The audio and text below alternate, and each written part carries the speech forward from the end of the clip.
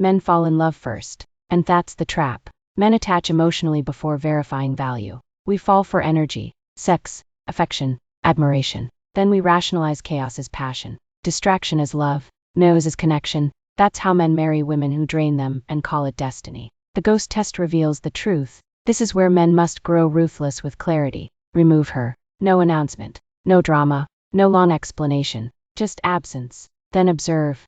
Men marry who they can live without. Women marry who they can't live without. Read that again, slowly. This is the cold truth nobody wants to say out loud. Men marry function. Women marry future. And confusing the two is how men lose their peace, productivity, and eventually half their life's work. Let's break it down. Women don't fall in love first. They audit first. Before affection, there's assessment. She is running to background checks at the same time. A woman who demands everything will give you nothing in return, except exhaustion. She will call it love. She will call it standards. She will call it knowing her worth. But love does not enslave. Standards do not dehumanize. And worth does not require another person's destruction. Over time, you will feel it. Ervo's shrinking, our identity reduced to how well you serve her emotions. You are no longer a partner. You are a provider of feelings. That is not a relationship. That is servitude. Let me go! I can't take this! Shh, you know we can't. Why? This is tearing us apart! Notice how responsibility works in her world. Her happiness is your duty. Her sadness is your fault. If she is pleased, you did your job.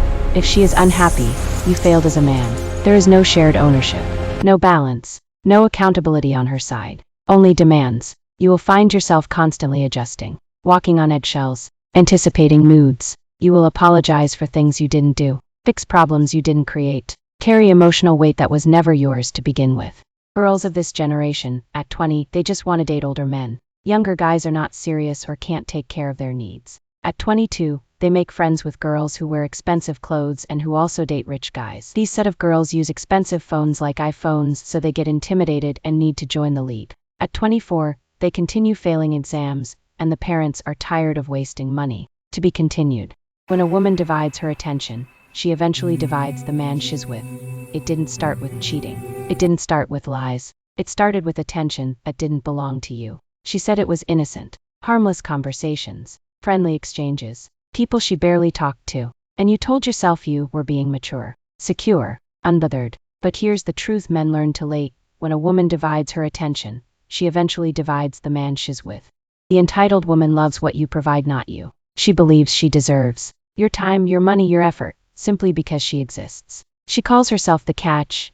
It brings nothing to the table, except expectations. You give more. She demands more. Your effort is not appreciated. It is expected. Your sacrifices are not honored. They are treated as your duty. Stop giving and she calls you stingy. Walk away and she calls you toxic. She never loved you.